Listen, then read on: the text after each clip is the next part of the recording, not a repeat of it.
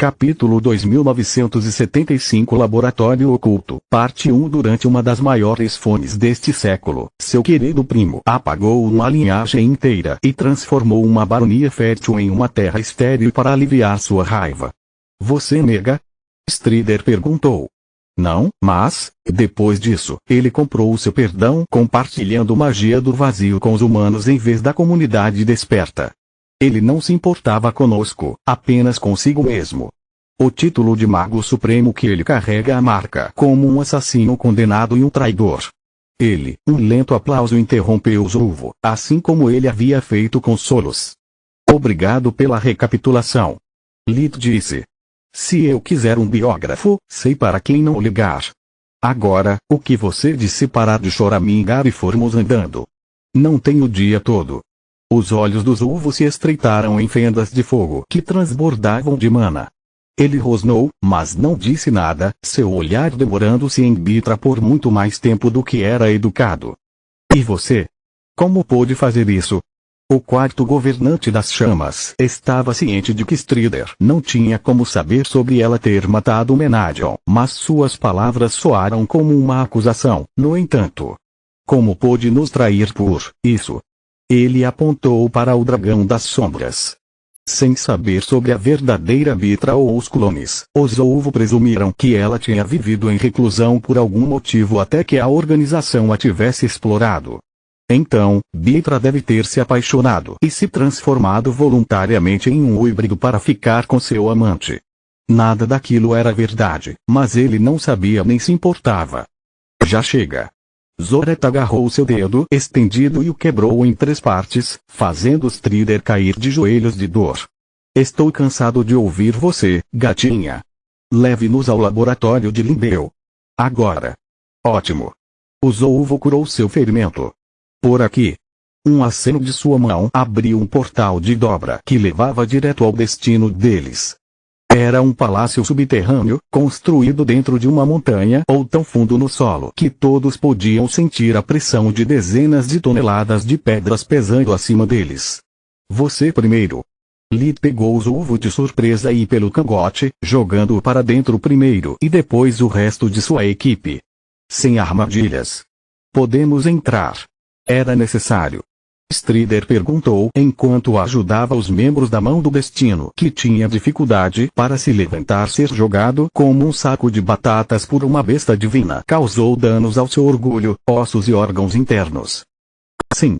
Lita sentiu.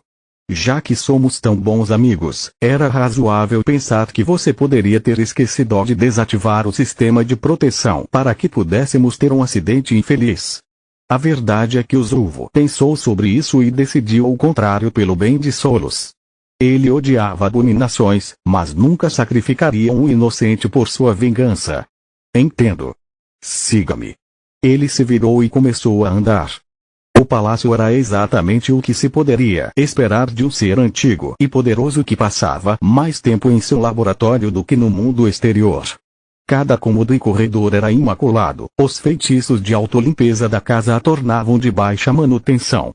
Os móveis eram feitos de materiais de alta qualidade e finamente trabalhados. Sua beleza mostrava a mão de mestres artistas capazes de criar uma obra-prima sem que ela fosse ostentosa. No entanto, embora cada obra de arte fosse agradável por si só, a impressão geral do palácio era chocante.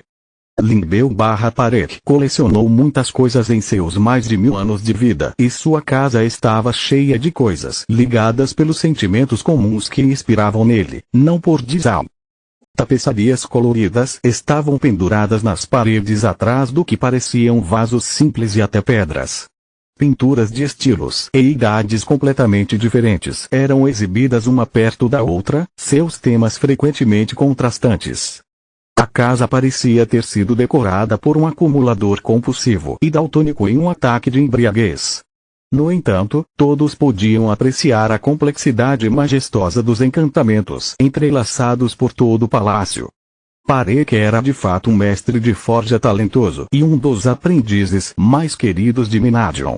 Solos e Bitra podiam ver isso em seu trabalho, em como cada runa era desenhada e colocada com o cuidado de um artista. Os encantamentos eram uma sinfonia para seus olhos, fazendo-os marejarem de lágrimas, enquanto os desenhos familiares despertavam memórias há muito esquecidas em ambas as mulheres. Porque Strider disse, e Lito silenciou para não estragar o momento de solos. Eles estão chorando. Você pode perguntar a eles depois. Tiamat respondeu, recebendo um soquinho de aprovação de Zoret. A propósito, até onde eu sei, a mão do destino supostamente é composta de indivíduos de núcleo azul brilhante que buscam a ajuda dos anciões para alcançar o violeta. Mas, diferentemente dos seus homens, você já tem um núcleo violeta. O que há para você? A facilidade com que Lee fez uma pergunta tão cínica fez Strider suspirar de exasperação, reafirmando seus preconceitos sobre abominações. Sim, a maior parte de nossas forças está presa no azul brilhante, mas isso é mais do que suficiente para a maioria das investigações. O núcleo azul é o limite para todos e entre a magia espiritual e nossa longevidade, é preciso muito para prejudicar um desperto. No entanto, quando alguém capaz de matar um ancião aparece, enviar núcleos azuis seria como jogar folhas no fogo e esperar apagá-lo. É por isso que há pessoas como eu que tomam a iniciativa quando algo assim acontece. Quanto ao que há para mim, a resposta não é muito. Eu consigo manter meu assento entre os anciãos do conselho e meu território. Nós nos revezamos servindo a mão do destino como parte de nosso dever. Até mesmo seu antigo mestre, Faluel, tem que atender ao chamado quando convocado. Posso te fazer algumas perguntas? Disse Strider. Claro. Lita sentiu enquanto Zulvo lhe perguntava o motivo de ele ter recusado assento no conselho.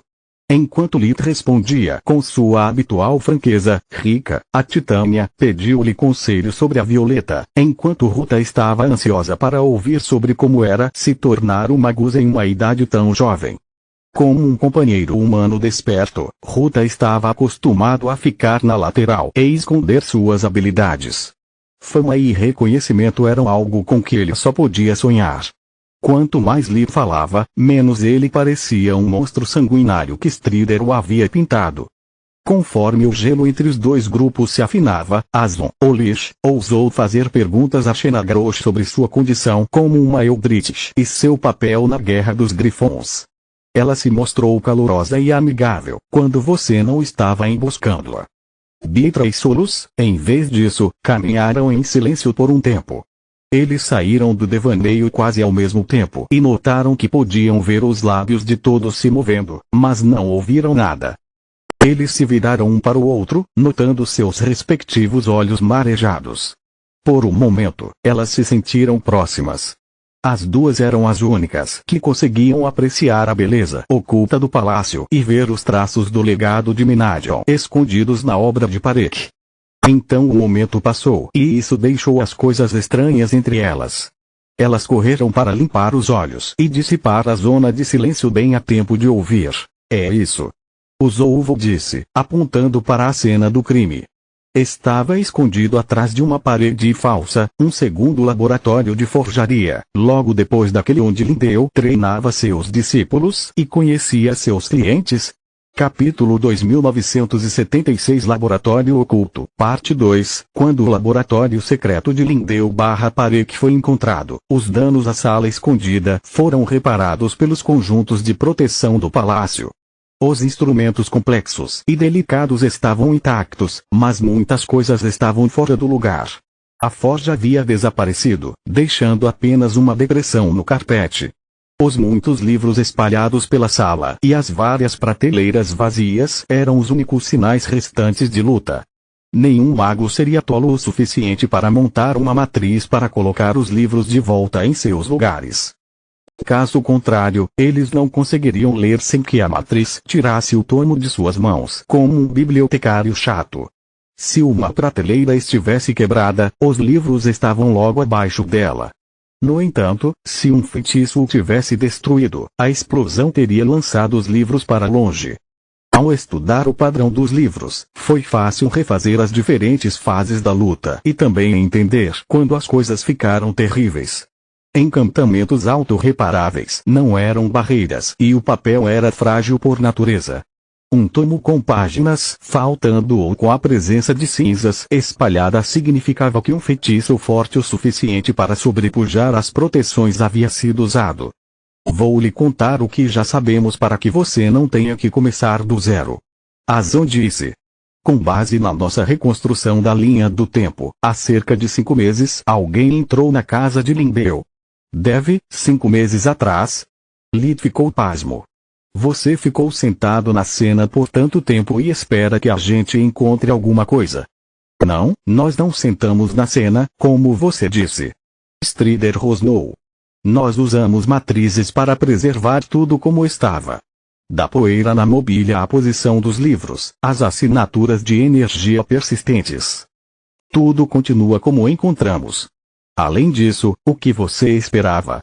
Crimes acordados não são como crimes humanos.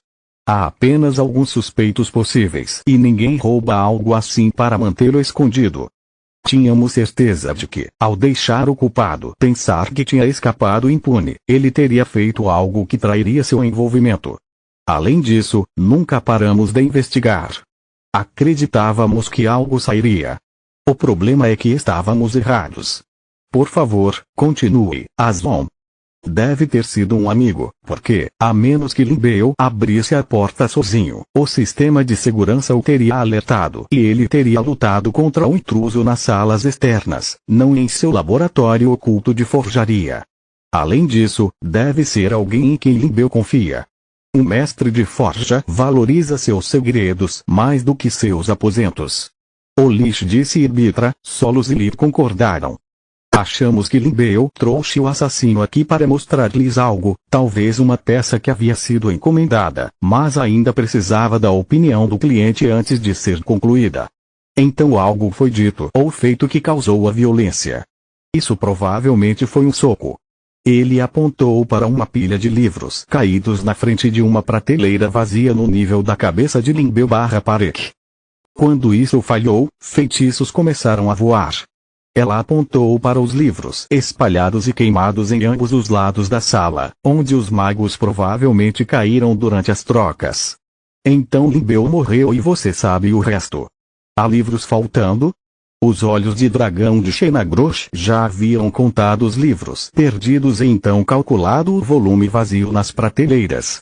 Para que todos fossem destruídos, restavam poucas cinzas. Muitos. Ruta disse. Depois de contabilizar os livros espalhados, aqueles danificados e os poucos que foram transformados em cinzas, estimamos que cerca de metade do conteúdo das prateleiras vazias foi levado.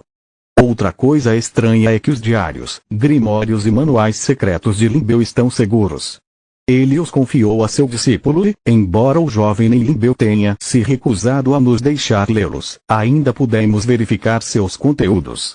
Os livros em sua posse são tantos que caberiam nesta sala inteira.